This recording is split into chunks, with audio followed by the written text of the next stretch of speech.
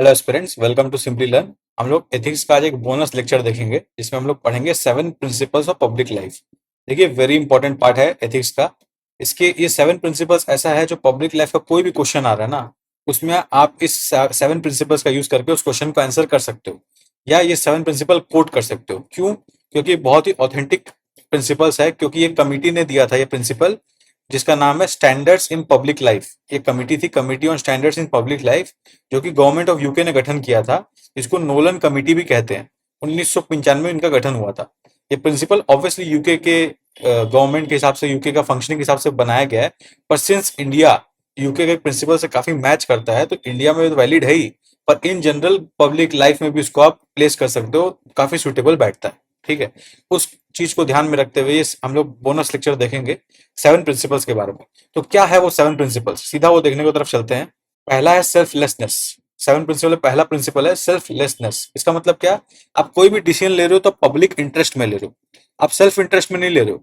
तो ये जो सेल्फलेसनेस है ना, दैट इज अ की part of the public life. जो भी इंसान पब्लिक सर्विस में या पब्लिक लाइफ में काम करता है, उसके अंदर सेल्फलेसनेस होना चाहिए, तभी वो सक्सेसफुल और एथिकल वर्क कर पाएगा। Second is integrity. इंटीग्रिटी के बारे में हम लोग ने फर्स्ट लेक्चर में, सेकंड लेक्चर में आई बिलीव देखा था, जिसमें हम लोग ने क्या देखा था, इंटीग्रिटी क्या होता है। Integrity is basically harmony.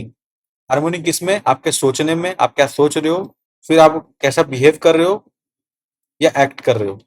इसमें जो कोहेरेंस है, जैसा सोच रहे हो, जो आपके अंदर है वही आपके बाहर है, that harmony shows your integrity.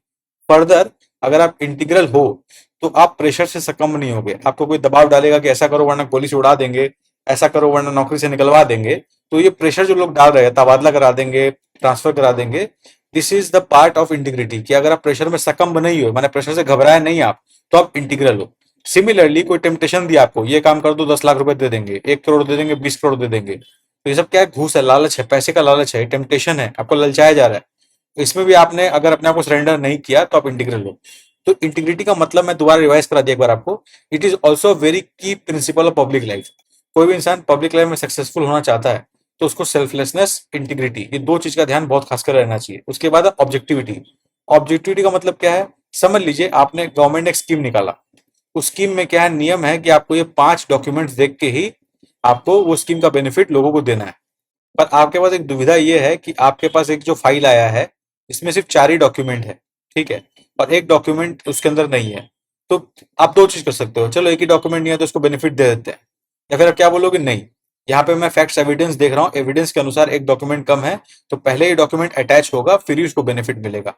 It is a kind of objectivity you can expect. एक और ऑब्जेक्टिविटी का और एक अंडरस्टैंडिंग क्या है, समझ लीजिए आपके सामने एक आदमी है, जो लोग बोल रहे हैं, वहां की पब्लिक बोल रही है कि ये चोर है, ये चोरी करके भागा है, और उसको मॉब पूरा घेर लिया है, उसको मारने का प्लानिंग है, पूरा भीड़ का इकट्ठा हो गया, उसको मारने का प्लानिंग है। बट आप वहां के एडमिनिस्ट्रेटर हो, तो आपका रिस्पॉन्सिबिलिटी क्या है? आप सीधा जाके उसको पहले जेल में डाल दोगे, या उसका पूरा सिचुएशन समझोगे कि क्या वाकई वो चोर है, कि लोग गलत फहमी में उसको चोर समझ रहे हैं। You are want to look at facts and evidence, तो दैट फॉर्म्स द ऑब्जेक्टिविटी। आप फैक्ट्स और एविडेंस के आधार पर डिसीजन मेकिंग कर रहे हो, that is your objectivity. I hope you understand. फिर है ओपननेस। ओपननेस का मतलब क्या है कि आप ट्रांसपेरेंट हो भाई। अगर समझ लीजिए एक म्यूनिसिपल चेयरमैन बन गए या सीईओ बन गया किसी म्यूनिसिपैलिटी के, और आपको रिस्पॉन्सिबिलिटी मिला कि आप उस पद को संभाले, तो आप क्या करोगे? आप पूरा प्रचार करोगे कि हमारी म्यूनिसिपैलिटी जो है ये 4 स्टेप लेने वाली है, इसमें किसी को प्रॉब्लम है तो खुल के आके बोले, या किसी को भागीदारी लेना तो आके खुल के बात करे। We want people to participate. हम लोग कोई बिहाइंड द कर्टन काम नहीं करेंगे, हम लोग ओपनली काम करेंगे, पब्लिक के संग मिलके। तो इससे क्या सिटीजन सिटीजन तो इससे क्या सिटीजन पार्टिसिपेशन भी बढ़ता है। तो ये ओपननेस भी बहुत जरूरी है पब्लिक लाइफ के अंतर्गत। उसके बाद है अकाउंटेबिलिटी। अकाउंटेबिलिटी का मतलब क्या है? You are open to question.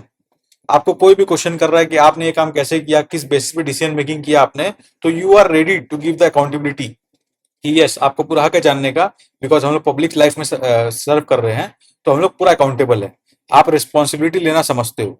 This is the part of accountability. ये एक कोर प्रिंसिपल है जो एक पब्लिक सर्वेंट के अंदर होना चाहिए। फिर ऑनेस्टी। ऑनेस्टी का मतलब हम लोगों ने पहले क्या पढ़ा था? ट्रूथ, लॉयल्टी, ये सब जो चीज होता है, ये सब ऑनेस्टी का मैनिफेस्टेशन है, फीचर है। तो जो इंसान ट्रूथ बोल रहा है, लॉयल है या स्ट्रेट फॉरवर्ड है, ये सब ऑनेस्टी का फीचर है, तो वो पब्लिक लाइफ में सक्सेस होने का चांसेस ज्यादा है, because he is honest about या she is honest about their things. ठीक है। फिर लीडरशिप। अब लीडरशिप क्या होता है? समझ लीजिए आपका एक जूनियर है। ठीक है, आपका जूनियर है, उसके फैमिली में कोई प्रॉब्लम, और बहुत ही इंपॉर्टेंट एक काम है, जिसमें आपके जूनियर का रिस्पॉन्सिबिलिटी है उस काम को करने जाने के लिए। बट आप फ्री हो, आप सीनियर हो, पर आप फ्री हो और उसको फैमिली का अकाउंटेबिलिटी है, उसका समझ लीजिए किसी का तबीयत खराब है, ठीक है, तो एज ए लीडर आप ये नहीं करोगे कि उसको फोर्स करोगे तुमको जाना ही पड़ेगा वरना नौकरी से निकाल देंगे, उसको परेशान नहीं करोगे, आप खुद चल जाओगे उस काम को कंप्लीट करने के लिए, या किसी और को असाइन कर दोगे, क्योंकि आप समझ रहे हो कि वो जो जूनियर आदमी काम नहीं किया, वो बंदा किसी रियल जेन्युइन रीजन से बिजी है।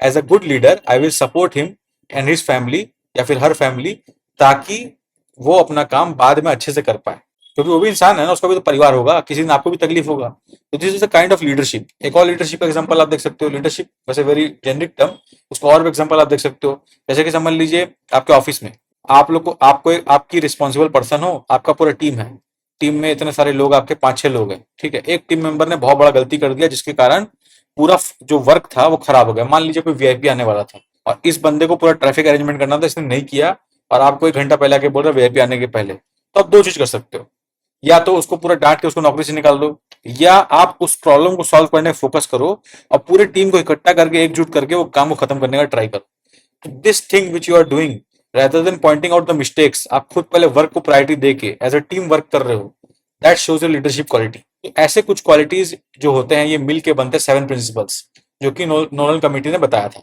तो आपको याद करना अगर 7 प्रिंसिपल्स, तो इसको याद करने का एब्रीविएशन है, कई लोग बोलते हैं शाइलू बोल के याद कर लो इसको, selflessness, honesty, accountability, integrity, leadership, openness, objectivity, या फिर मैंने अपने स्टाइल से बनाया था ओहो सेल, कुछ मेरा रैंडम ही टेक्निक था, इसमें कोई लॉजिक नहीं है, बस मुझे लगा ओहो सेल मुझे याद रहेगा इसलिए मैंने ऐसा बना दिया। वही objectivity, honesty, openness, selflessness, accountability, integrity, leadership, ये 7 प्रिंसिपल मुझे ऐसे याद है, आपको भी ऐसे याद रह सकते हैं। अगर आप भूल जाते हो तो this is a good abbreviation to remember. तो आई होप आपको ये बोनस लेक्चर में ये 7 प्रिंसिपल जान के अच्छा लगा हो। इस प्रिंसिपल को आप बिंदास यूज कीजिए, अपने तरीके से यूज कीजिए, एग्जाम में आपको इसका बहुत बेनिफिट मिलेगा, स्पेशली केस स्टडी में। केस स्टडी में इसका बहुत भयंकर यूज है और 10 नंबर के क्वेश्चन में अगर चाहे तो पूछ सकता है 7 प्रिंसिपल्स के बारे में, चांसेस कम है, वरना आपको बोल सकता है पब्लिक लाइफ में किस टाइप का वैल्यूज या प्रिंसिपल्स का इंपॉर्टेंट रोल है, तो आप उसमें 7 प्रिंसिपल्स के बारे में मेंशन कर सकते हो। अगर आपको इनिशिएटिव अच्छा लगा, अगर आपको लेक्चर अच्छा लगा हो, तो चैनल को सब्सक्राइब कीजिए, सिंपली यूपीएससी चैनल को। जब तक हम लोग अगला वीडियो लेके आते हैं, तब तक के लिए best wishes for preparation and exam.